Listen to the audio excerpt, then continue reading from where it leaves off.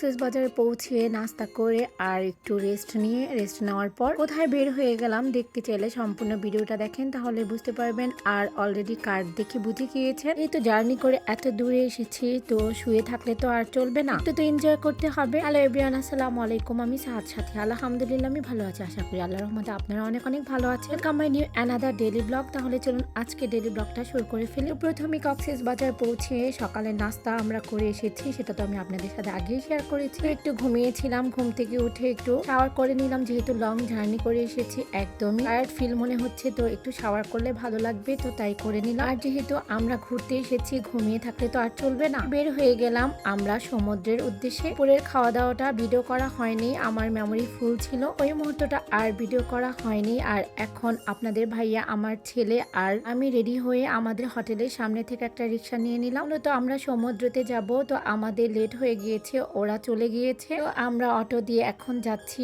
আর আমি একটু ভিডিও করে নিলাম। আলহামদুলিল্লাহ আমরা ঠিকঠাক ভাবে পৌঁছেছি। আর এটা হচ্ছে কক্সবাজারের মার্কেট। এই মার্কেটটা হচ্ছে একদমই সমুদ্রের কাছাকাছি। আমরা চাইলে আমাদের হোটেল থেকে হেঁটেও আসতে পারতাম, কিন্তু আমরা অটো রিক্সা করে চলে এসেছি। আর আমাদের হোটেল থেকে গন্দা বিচ অনেকই কাছাকাছি। আমি আপনাদের ভাইয়াকে বললাম রিক্সা নেওয়ার কি দরকার ছিল, যেহেতু এত কাছে। যাই হোক, সমুদ্রের পাড়ে কি সুন্দর ঝিনুকের শোপিস, আমার ভালোই লাগলো। আর এখন আপনাদের ভাইয়া আর আমার ছেলে জুতা কিনছে, যেহেতু ওরা কেডস পরে এসেছে, ওরা বাসা থেকে বলে এসেছে যে সমুদ্রের পাড়ে অনেক জুতার দোকান আছে, তো ওইখান থেকে কিনবো, আর ট্রেনে কষ্ট করে নিতে হবে না। তো আপনাদের ভাইয়াও কিনলো, আমি কিনলাম, আমার ছেলে কিনলো। আর আমরা অলমোস্ট আলহামদুলিল্লাহ সাগর পাড়ে পৌঁছে গিয়েছি।